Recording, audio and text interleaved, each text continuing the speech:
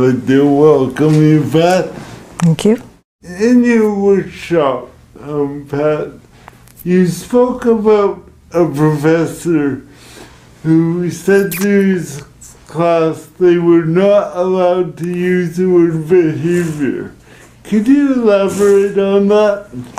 If I were a behaviorist, I couldn't. There would be nothing else I could say. I would be silent for the rest of my days. But yes, this professor was Ray Birdwhistle, and he was teaching in his later years at the Annenberg School of Communication here in Philadelphia.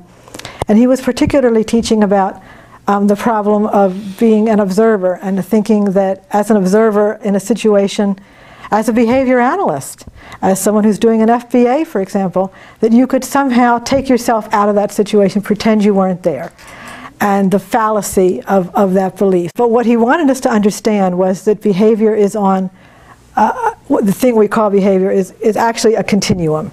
And it's dynamic, and it's always changing, and it's always about context.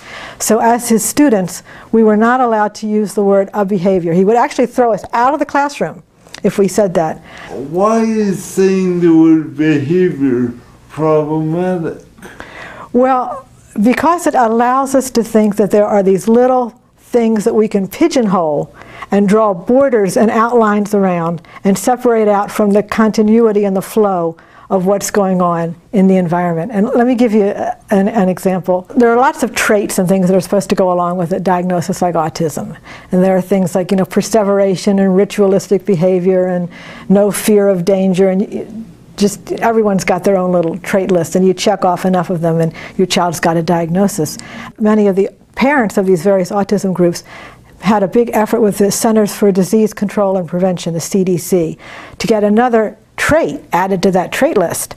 They wanted wandering added to the trait list as one more trait of autism, so that people would put that on their diagnostic list and they would use it, and it would go into kids' files as something scary that the kids did. And I asked parents, well, why do you want to add more? It's a pretty long list already. Why one more trait? And they said, well, because we hope that then there will be cures and prevention, and there will be efforts to investigate it. And I'm thinking, it's just much more likely that it's just going to be one more damning thing that a child has to overcome before they're allowed out of that box. But the parents prevailed, and the CDC did add it to the list, and so now we have that trait. Well, I'm thinking of all the kids I know who wandered. And I told the story of my little daughter leaving her classroom. She did that in a specific context for very specific reasons having to do with that context and her nervous system and her anxiety.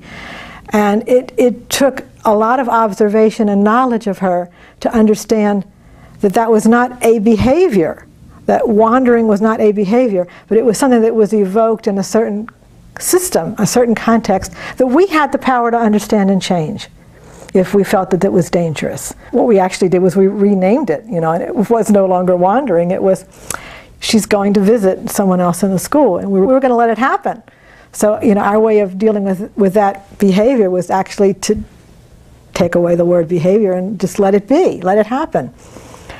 I've worked with a family of a little girl who has autism, was at that time in a special school only for kids who had autism, and I was helping the family to fight to get her out.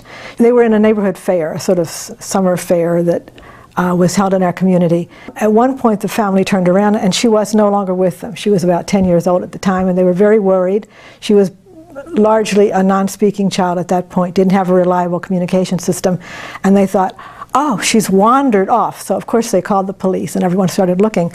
They went back to their house, to get some things to bring with them, I guess flashlights and so forth. And she was actually at the house. She'd gotten overwhelmed and she was tired and she just walked home. It was only a few blocks, and she was sitting on her own front porch waiting for Mom and Dad to come. So they called off the hunt. But this got written up on the police blotter in the local paper. And then the next time we had a meeting with the school about her possible inclusion, this was right in the middle of the table, about how she is a child who wanders and that's dangerous, and they couldn't keep her safe in the local public school because it didn't have big walls and it didn't have all these bells and whistles that supposedly would keep her safe from wandering. So they believed that she needed to go back to the special autism school, which became a further roadblock in working towards this child's release. But this is the kind of thing that more likely happens when you have things labeled as behaviors. You can no longer talk about them as something that happened in a particular context for a million different reasons. It closes down the conversation. But I think this is what my teacher, Ray Birdwhistle, was trying to get us to see, was once we could label things as behaviors, we were never going to understand them anymore. And of course, there's the age-old example of the snapshot of someone going like this. This is all you have is that snapshot. How do you know what they're doing? Are they raising their hand to answer a question? Are they about to hit you? Are they about to rearrange their hair?